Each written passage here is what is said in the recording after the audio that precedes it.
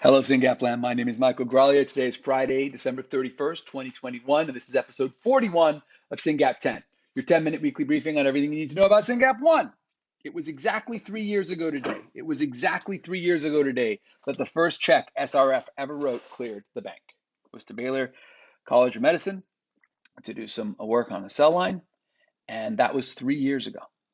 What have we done in the past 3 years? Where is SRF today at the end of 2021? We have to take stock of where we are today before we look forward to 2022. Let me read you some numbers. There's a link in the show notes about this spreadsheet that I'm reading from right now. If you guys want to check these numbers, go for it.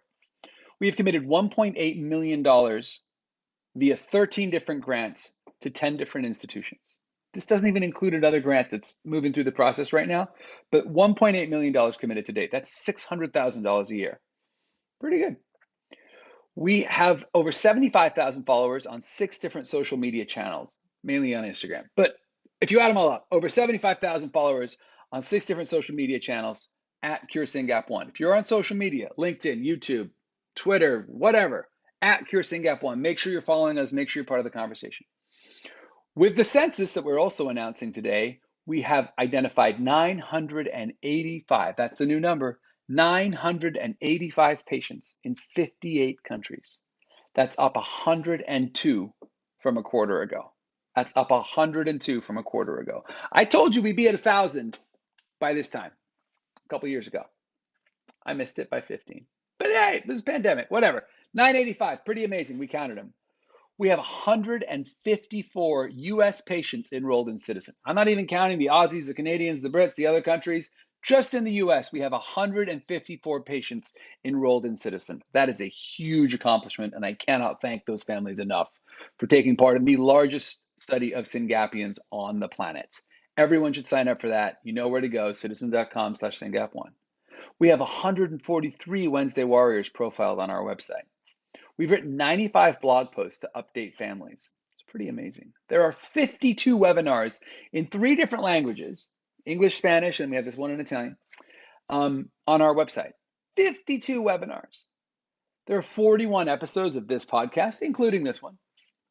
We have 17 families who are either on our board right now or have previously served on our board. That's 17 families who made decisions, voted on grants, and understand how this organization works and continue to support us. We are working hard to earn every family's trust because we're all in this together. We belong to 12 US or UK umbrella organizations. And when I saw that number, I was like, really, 12? Is that why I'm always in so many meetings? And I just want to read them to you because they're pretty cool. The American Brain Coalition, the Personalized Medicine Coalition, Global Genes, the Every Life Foundation, Combined Brain, Genetic Alliance UK, Rare Disease UK, Cambridge Rare Disease Network, UK Rare Epilepsies Together, Breaking Down Barriers UK. The UK, they have a lot of umbrella groups. Rare Epilepsy Network, that's here in the US, the Epilepsy Leadership Council. All of these are listed on our website, syngap.fund/partners. But that's 12 organizations we belong to make sure that Syngapians don't miss any opportunities as the field of studying and curing rare epilepsies continues to accelerate. We have 10 scientists and clinicians on our scientific advisory board, and they're all exceptional. We have funded 10 iPSC lines in 2 different biobanks. That means that there's 10 cell lines out there, and some people have fundraised for these, and I appreciate that, but through SRF, 10 iPSC lines have been created. These stand ready to be used for testing small molecules or other therapies. In addition to that, we funded one at Baylor some time ago. There are 3 others at Simons. There's Professor Koba has like 8. There's a couple at Penn. There's one at Cornell. There's a lot of cell lines out there.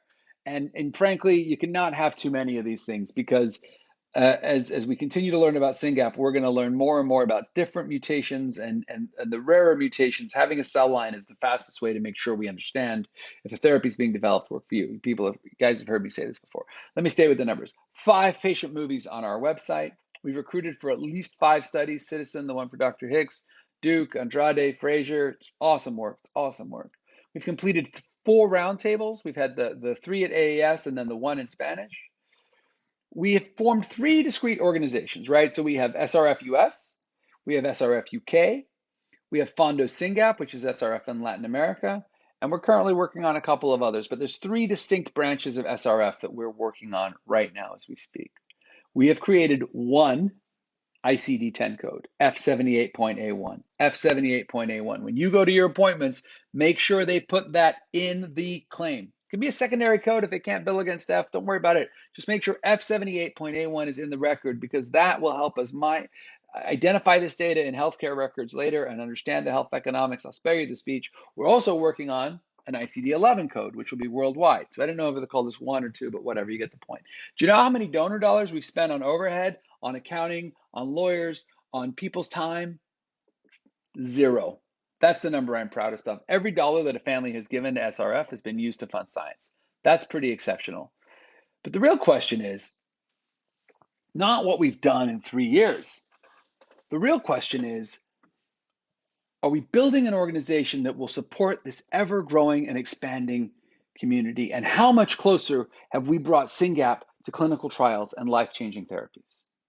That's harder to answer than all the numbers I just listed for you, but I'm 110% sure that if everything we have done hadn't happened, we wouldn't be as close as we are. This community and the tireless work of everyone on the board and all the volunteers and the members of the leadership team together has brought this community and our children closer to life-changing therapies. I want to give you a couple examples of that, because that's a big claim. It's a big claim. It's been 3 years. It's been 3 years. You know how many more years we got? A lot. A lot. But we should be proud of what we've done in 3 years, and we should be excited to keep going and build this community together, because we are getting closer. I promised you some examples. Let me tell you some stories. I got a phone call the other week. So in partnership with Citizen, if you remember, Citizen was bought by Invitae, right? Citizen is how we do our natural history study. Invitae is a large genetics company. When people sign up to get their genetic testing, sometimes they give permission to Invitae or Ambry or GeneDx or whomever to contact them for studies. So we have this very good working relationship with with Invitae, same thing now.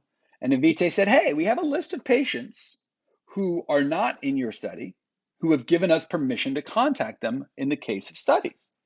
The Citizen Natural History Study is a study. We're going to contact them. We're going to call them. We have this IRB approved script, and we're going to say, hey, there's a study going on. You should participate. We said, great. How many patients do you have who have said they're willing to be contacted that we don't have already in Citizen in the US? And they were like, oh, it's about 40.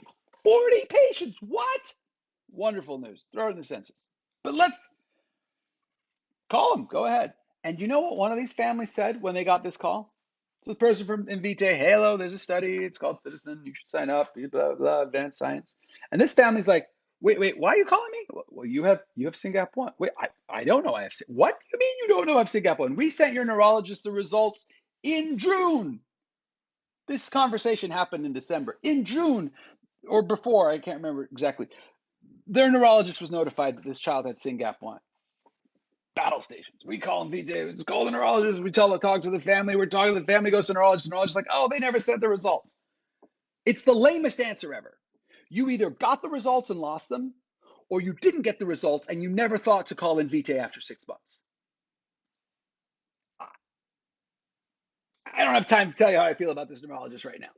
Point is, that's one more family who now knows they have Syngap 1, and they wouldn't have known if Invitae hadn't called them. And Invitae wouldn't have called them if we didn't have the largest, strongest study in Citizen on the planet. So that's one more family we've connected with, we've talked to, we're working with them, we're helping make sure that their kid has the best possible care today, and making sure that that family, who did sign up for Citizen, by the way, is going to be a part of everything that comes. Wonderful news. Wonderful news. Tell you another thing we did today. I don't have time for any more stories. I have one more quick story. We had the leadership team and the board had a call today with Amber Freed, who's the head of SLC 6A1.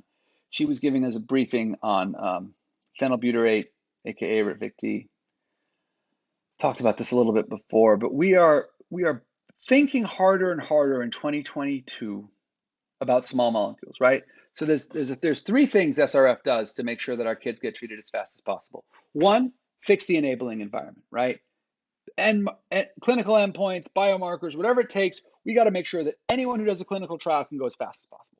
2, make sure that genetic therapies are being explored. So this is the work where, the epigenetics work with Heller, the ASOs with Huganier, all this stuff. Make sure that we are pushing for genetic therapies that will go to the root of the problem and help our kids. 3, minimize their suffering in the meantime. Our kids are suffering and so are our families.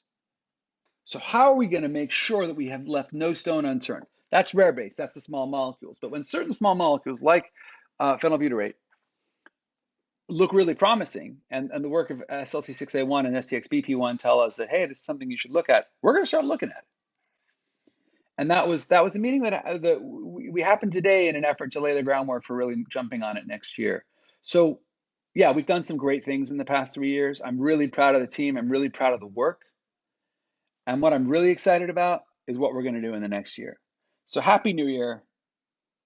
I look forward to working with you all in the next 12 months and the next decades, frankly, to improve and care for the community of Syngapians, these magical people who were born into our families, who we love very much.